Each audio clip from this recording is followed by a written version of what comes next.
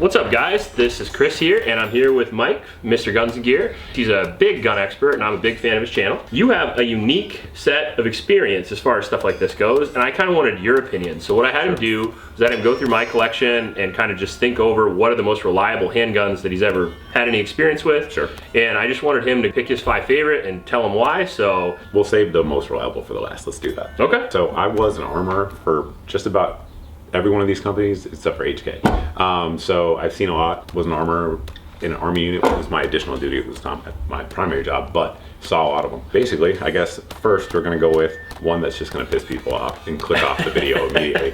So we have the Glock 19X here, basically just representing full-size Glock 9mm. My voice is a little bit rough, sorry about that. Been talking all weekend. Full-size Glocks, without a question, are very reliable, especially at the price point they come in at. Yep. Now, today, in 2023, there's a lot of competitive options that also do that, but you can't rush track record, right?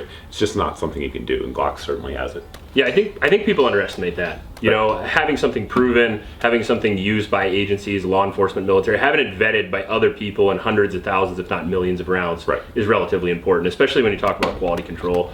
Getting different, I guess, qualities of firearms depending on. Right, and like, for example, the AREX Deltas, have you used those? Yeah, oh yeah. So very reliable guns. Right now you can get them under $400. Very similar size and weight wise, but they've only been out for a few years. So who knows how it's going to go out long term, you know, you just don't know. So definitely including Glocks, but I wouldn't say Glocks are the most reliable, but they're very reliable. And I actually use one as one of my nightstand guns. So that's about the highest praise I can give it. Right. I mean, they would definitely come over here with pitchforks if we didn't put a Glock on the list. They would. All right, next up, we'll go with a wheel gun. So this is the Smith & Wesson 686. We were talking about it off camera, Colts or Smith. Yep. Some Colts are awesome, really, really good guns, but their quality control has kind of ebbed and flowed over the years, whereas Smith really hasn't, in my opinion. Yeah, I agree. Okay. I agree. So 686 Plus, definitely one of their flagship models. They would probably say 19 if we asked them. Yep. But 686, mine is a Plus, so it has 7 rounds in the cylinder, but this one has 6, 357 Magnum. Yours here has the 6-inch barrel, so it's going to be very manageable under recoil, even with 357 mag. Plenty of power. There's not a whole lot that 357 mag can't stop in the real world anyway. Right, especially with the 6-inch barrel. Correct. And just a very, very proven design. Revolvers, people sometimes say that revolvers are more reliable than semi-autos. I don't really agree with that. What do you think? Sometimes it depends on the trigger finger, right? 100%. And when revolvers fail, they fail like in a big way. They do. You need to have armorer's tools. Yeah, there's no tap and rack. No. And like a lot of times they fail based on cleaning too, because like one of the things people don't like to hear is that this, in my opinion at least, can go longer without cleaning than something like this. 100%. Yeah. Especially if you're shooting like 38 specials in it and then you throw 357 mag in there, that can cause issues for sure. Yep. But revolvers, definitely, especially good ones like Smith & Wesson 686, very, very reliable guns. Now, since this is the only revolver on the list, I did want to give an honorable mention to GP100 too, because I like that gun a lot as well, and I think that's very reliable, but I would go with Smith. Like if it was fucking zombies here right now, I'm going with this. Same, agreed. All right, next one on the list is going to be an HK. This one's a USP, very proven gun. The P30 as well, you can kind of substitute, in my opinion. It's essentially the same gun with upgraded ergonomics. But this one here is the Expert 9. But USP, if you actually look at the testing data that's online, both from German military as well as, I believe it was the DEA did a ton of testing with this. I mean, insane reliability, especially compared to the others that they were using at the time. And it may not be as good ergonomically, triggers, all those things, but in terms of a gun you can just pick up and count on, definitely one of my top picks for sure. Kind of makes it up with cool factor too, in my opinion. Agreed. Because if you pick up the P30 or the VP9, they do feel better. They do. But the UMP looks cooler to me. And I think versus the VP9, this, when you feel it, inspires more confidence. Oh no, it does. I don't know how you can quantify that, but it does. I agree. It's a beefy gun to begin with. And like, I mean, these things are known, like legendarily, to be reliable. And can you give us maybe a little technical, like, concept on why that might be? Is it just manufacturing quality? It is. It's their operation system. Also, the way they do the barrel lockup is very good. That actually leads me to another point. If we're running suppressors, hammer-fired HK guns, my experience personally, are some of the, if not the most reliable guns suppressed. I've heard that as well. And one of the worst is Glocks. That's true. Just for those out there. But yeah, You know, if you hang anything off the front of your Glock, it doesn't always love that, does it? agreed. Agreed. Like even some weapon lights and stuff like that can mess with it. Right. But yeah, the USB, it's just proven. I mean, they did extensive testing on it. One of the other reasons it's very reliable is that the USB system was designed for 40 Smith & Wesson. Other guns like the Glock, which of course they make a 23, they just upsized essentially their 9mm models. And in terms of durability, 40 is harder on a gun. So if a gun can handle high rounds of 40, dropping down to 9mm, I mean, it just super durable in that regard. Sure. So that's definitely one difference of any of the other guns we have out here. Oh, I would agree with all three completely. Yeah, the USP is something that when I pick it up and I load it, I know it's going to work. Right. And I just love that. And on top of that, with the Expert here in particular, now the regular USP is probably a little more reliable, I would imagine. In my experience, like shorter slides sometimes can bump out like adverse condition type stuff, like sand and dirt a little more, because you have a little more pressure going back. Yep, I agree. But this thing is ridiculously accurate as well. And that's, you know, I don't know if we talk about the O-ring barrel, the marksmanship trigger and all that stuff, but in my hands, I can shoot it 100 yards for this pretty easy. Yeah, the trigger definitely helps. Yep. The O-ring, I've seen HK's testing on it. They've published it. You can see it. You can look it up if you want to, and it does seem to work. I don't know how much, though. I think you can take it out and it'll still be pretty accurate. Right. It is kind of fun to just lock the slide back and look at it, though, because it's like a unique feature on it that no other gun has. Right. So, yep. Agreed. All right. Next up is going to be the Beretta M9. It's going to be any of the variants, the 92, etc. Which one's this? This is the M9 It's like the new. Right. Yep. And I think they actually just canceled the A3. If I Did remember they? correctly, yeah. And are only making this going forward. The A3 is one of my all-time favorites as well. I'm a huge fan of that gun. I use that as my go-to suppressor gun for like 2 years. Agreed. It's a very, very good suppressor host. But the M9 series, super proven. Again, you can look up the actual reliability data online. It's out there. You can look it up. And when it was going head-to-head with the P226 at the time, the reliability was just insane. Both guns did well, in all fairness. But the mean rounds per failure or whatever was better with the Beretta. Obviously, there's some cons of it, being the safety system. The newer ones have kind of fixed that. They have, yeah, they have. They upswept it a little bit, and on top of that, it doesn't stay, so it's kind of nice. Like if you run the G models, you can sweep it down, and it'll just double action you. It won't put you on safety. Correct. And if you look at some of the early testing of the Berettas, one thing you'll see is they actually changed the slide design to make it more durable.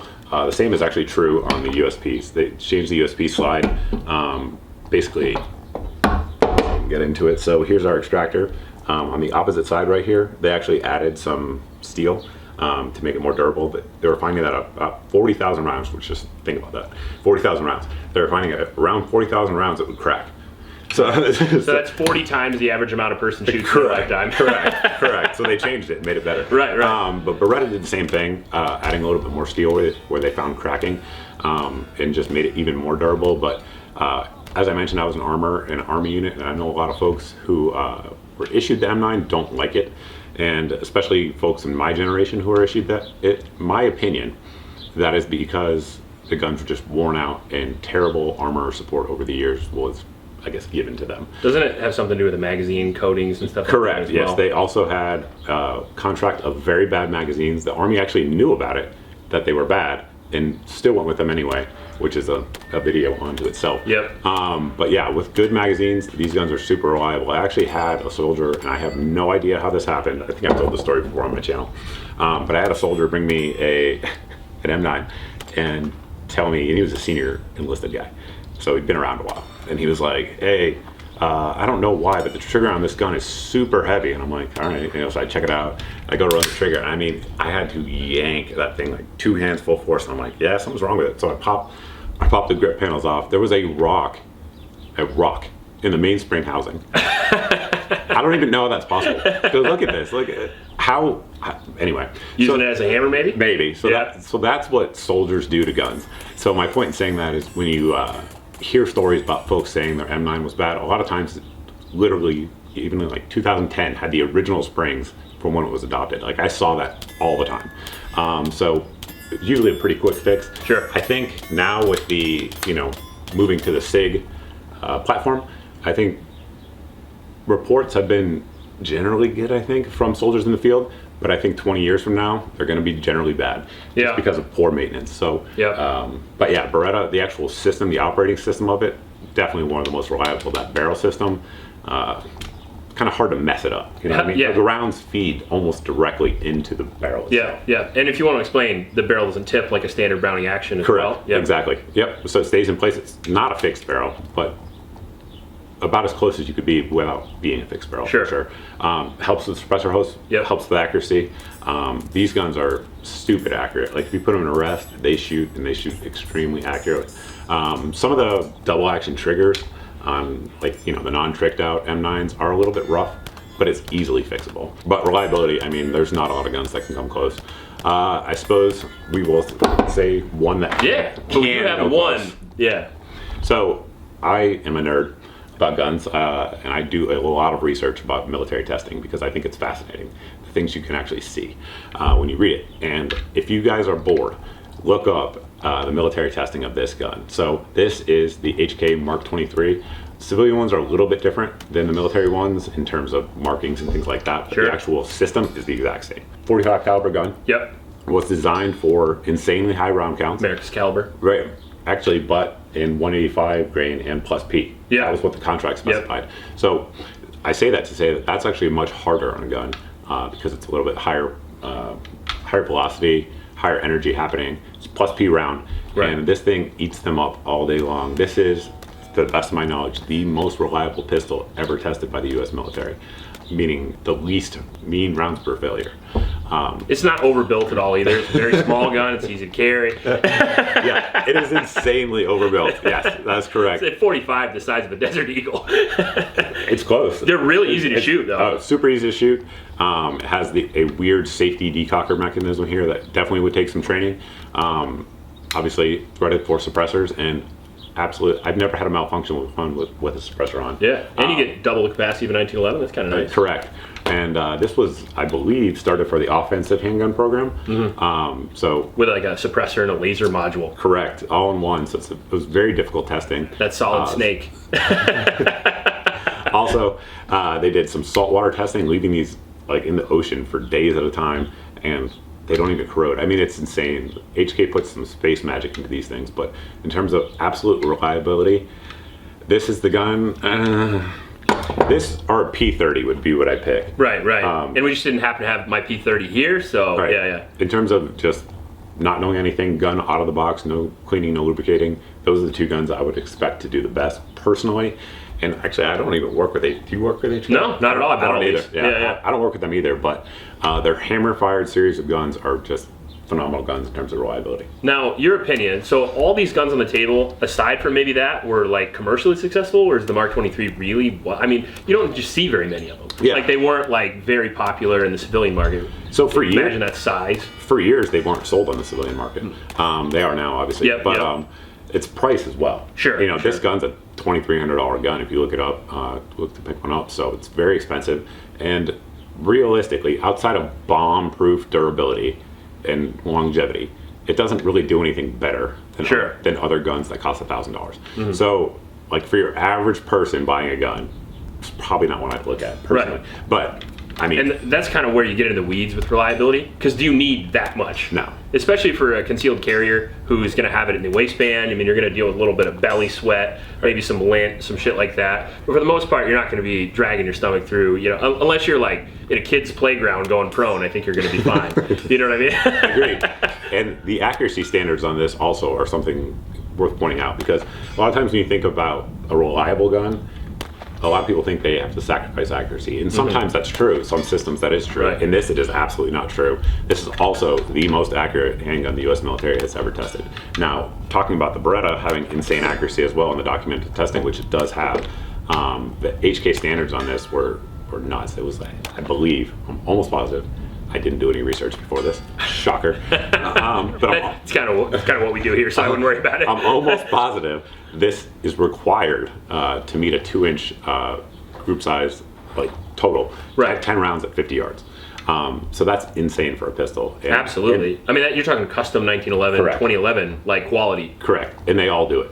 Like every one of them, they won't leave the factory without it. So very, very accurate, and on top of that, super, super durable Right. and reliable. Now, I would say probably the only downside besides size is, although it's a very shootable 45, a lot of times if you get newer shooters, moderately experienced shooters, they are going to have some issues with the ergonomics as far as accuracy goes. For sure. And you know, with the 45, anytime you go heavier caliber, a lot of times people throw that flinch in there, maybe they squeeze the hand too much. Yep. And you have to remember, mechanical accuracy is going to be different than what you are going to be able to get out of it. So I mean, I would argue that if you put that hand to hand with the Beretta, Right. most people are going to shoot the Beretta better. I agree, 100%, Yeah. especially with the size of the grip. Yep. Like, I have large hands, you have large hands. Yep. For average sized people, it's going to be a struggle. Yeah. For sure. But it's going to be super cool. And if you concealed carried that and brought that out, that's quite a thing, right? If you popped out at a convenience store. Like, if you got a Conus kill with a Mark 23, Yeah. you'd be a legend. It would make the news. Oh, for sure, for sure. But yeah. Especially if you wore an eye patch.